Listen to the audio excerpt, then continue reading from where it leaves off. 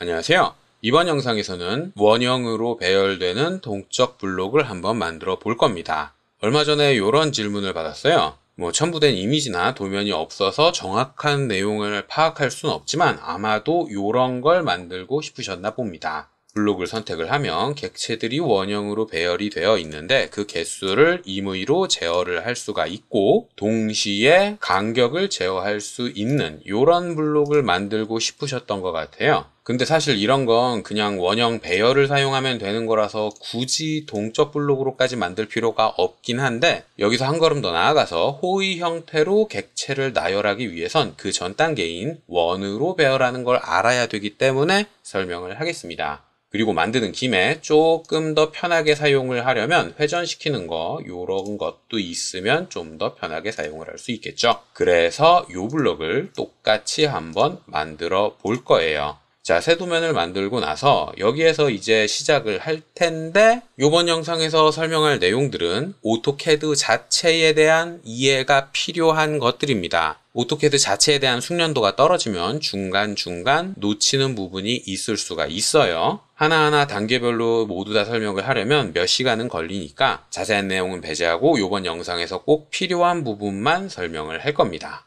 자, 일단 블록을 먼저 만들어야겠죠. 블록을 만드는데 이름 대충 입력을 해주고 기준점 아무데나 지정을 하고 객체 선택할 거 없으니까 그대로 냅둔 뒤에 편집기에서 열기 체크를 하고 확인 버튼을 누르면 비어있는 블록을 만들 수가 있습니다. 이제부터 여기에서 앞에서 봤던 요 블록을 정의를 할 건데 요 블록처럼 동그랗게 뭔가를 나열시키려면 두 가지 방법이 있어요. 첫 번째는 원형 배열, 어레이 폴라를 사용하는 방법이고요. 그 다음에 두 번째는 원을 그려놓고 그 원을 따라서 나열되도록 만드는 경로 배열, 어레이 패스를 사용하는 방법이 있습니다. 그리고 동적 블록에서 원형으로 배열하되 간격을 바꿀 수 있도록 만들기 위해선 어레이 패스를 사용을 해야 돼요. 원형 배열로는 만들 수가 없습니다. 자, 원점을 기준으로 대충 원을 하나 만들어 줍시다. 요 원은 경로로 사용될 원이고요. 요 경로로 사용될 원은 결과물에는 필요하지 않으니까 블록 편집기 밖에서는 표시되지 않도록 설정을 나중에 해줄 거예요.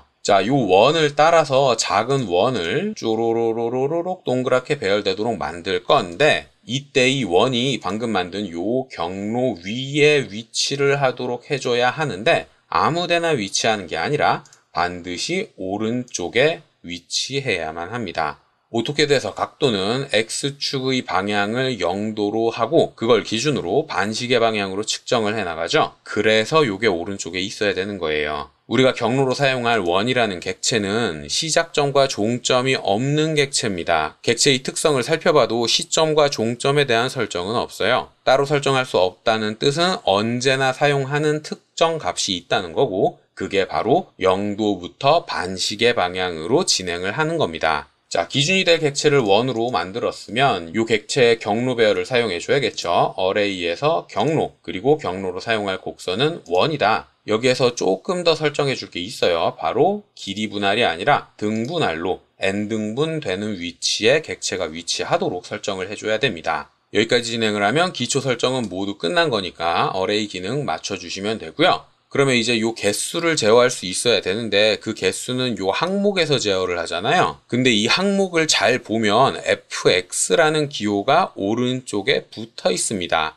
요게 붙어 있는 이유는 매개 변수를 사용을 할 수 있다는 거고 요 매개 변수에 본인이 알아보기 쉬운 글자로 특정 값을 입력을 해주시면 되고요. 여기에 추가로 초기 값으로 사용할 값도 같이 입력을 해주세요. 이게 1로 설정이 되어 있으면 배열될 항목이 한 개밖에는 없는 거라서 사용하기에 불편하니까요. 가장 자주 사용하는 값으로 설정을 해주시면 좋고요. 매개 변수를 다 설정을 했다면 요 어레이, 배열이라는 객체에 집어넣어주면 되겠죠. 저는 이름을 n으로 했으니까 n이라고 입력을 하겠습니다. 자, 이렇게 매개 변수를 사용을 했다면 잘 적용이 됐는지 테스트를 한번 해보세요. 블록 테스트로 넘어와서 객체를 선택한 뒤에 n이라는 게 잘 표시가 되는지 그리고 요 값을 바꿨을 때 잘 반영이 되는지 이렇게 확인을 해주시면 되고요. 다시 블록 편집기로 넘어와서 이제는 요 배열에 사용한 요 원의 크기를 바꾸겠습니다. 지금은 경로 배열이 잘 걸려 있기 때문에 다른 설정 없이도 요 원의 크기를 바꾸면 배열되어 있는 객체가 알아서 따라다니게 되죠. 그렇다는 뜻은 경로로 사용한 요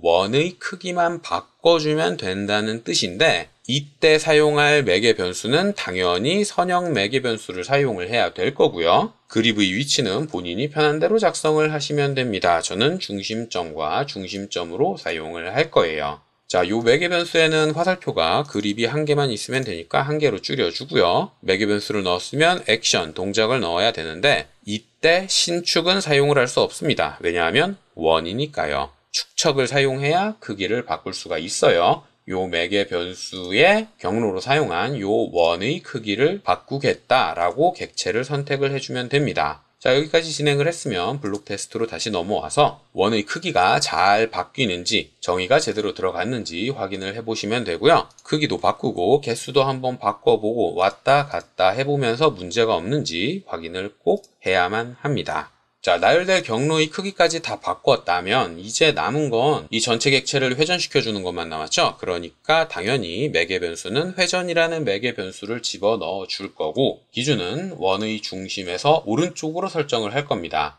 이때 형상이 동일하기 때문에 기준은 어디로 잡아도 크게 상관이 없어요. 본인이 편한 방향으로 설정을 하시면 되고요. 0도로 설정을 해줄 겁니다. 자, 매개 변수를 넣었으면 이제 액션을 넣어줄 차례죠. 회전을 집어 넣을 건데 요 매개 변수에 회전될 객체로 경로 배열이 되어 있는 객체, 그리고 경로로 사용한 원, 요 두 개는 반드시 들어가야만 해요. 눈에 보이는 경로 배열만 회전시키면 되겠지라고 해서 경로를 선택하지 않으면 동작 자체에 오류가 발생하게 됩니다. 어떤 오류냐 하면 블록 테스트로 넘어가서 확인을 해보면 객체를 회전시켰을 때의 경로 배열이 해제되는 문제가 발생을 해요. 작업을 취소하면 회전이 안 된다 그래서 계속을 눌러버리면 연관성이 손실되기 때문에 2차 편집을 할 수가 없습니다. 각도는 물론 문제 없이 잘 회전이 되죠. 근데 요 경로와 경로 배열 두 개의 연관관계가 깨졌기 때문에 크기를 제어하려고 하면 제어가 되지 않게 될 수밖에는 없거든요.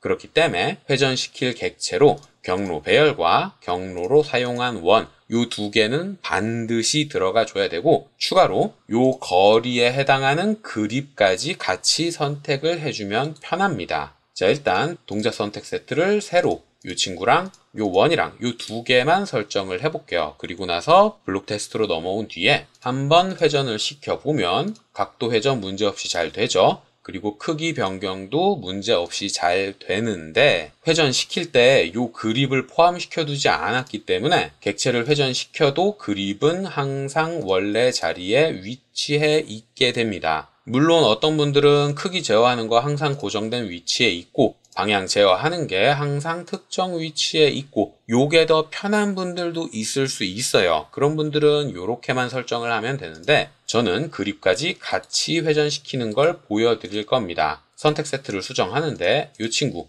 경로에 사용한 원, 그리고 요 그립 요렇게까지 전부 다 싹 선택을 해주면 객체를 회전시킬 때에 그립까지 같이 회전되게 돼요. 객체가 회전할 때 그립까지 같이 회전시키도록 만들고 싶다. 그런 분들은 선택 세트에 그립까지 포함을 시켜야만 합니다. 마지막으로 남은 게 이 친구를 감추는 것만 남았죠. 블록에서 필요 없는 객체를 감출 때 사용하는 건 구성, 명령어로는 비컨스트럭션 기능을 사용을 하면 되고요. 구성 객체로 변환을 하면 객체가 은선으로 표기되게 되면서 블록 편집기 외부에선 이 친구가 보이지 않게 됩니다. 자, 여기까지만 진행을 하면 다 끝난 건데 좀 더 깔끔하게 만들기 위해선 각도 1이나 거리 1 이런 걸 본인이 알아보기 쉬운 값으로 바꿔주는 게 좋아요. 블록 만들 때 모든 부분이 꼼꼼해야 된다는 건 제가 이미 여러 번 설명을 했으니까 그 중요성은 모두 다 알고 계실 거라고 생각을 합니다. 자, 여기까지 진행을 하면 모든 블록이 다 완성이 된 거고 변경된 사항을 저장한 뒤에 모형 작업 공간으로 넘어가 보면 0,0의 위치에 블록이 작성되어 있을 거예요. 그리고 개수를 변경하면 화면에 변경된 개수가 잘 반영이 되고 반지름도 본인이 원하는 값으로 잘 바꿔지고 그립도 사용을 할 수가 있고 회전하는 각도도 본인이 원하는 대로 지정을 할 수 있는 동적 블록이 완성이 된 겁니다.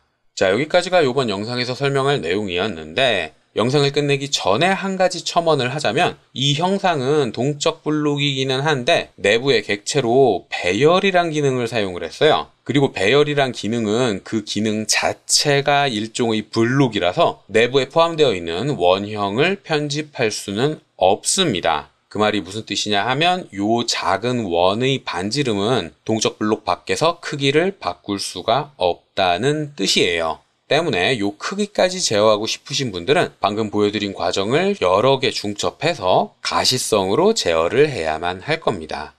자, 여기까지가 제가 이번 영상에서 설명할 내용이었고요. 혹시라도 궁금한 게 있다거나 이해되지 않는 게 있는 분들은 댓글이나 메일을 남겨주시면 최대한 빨리 확인을 하고 답을 드리도록 하겠습니다.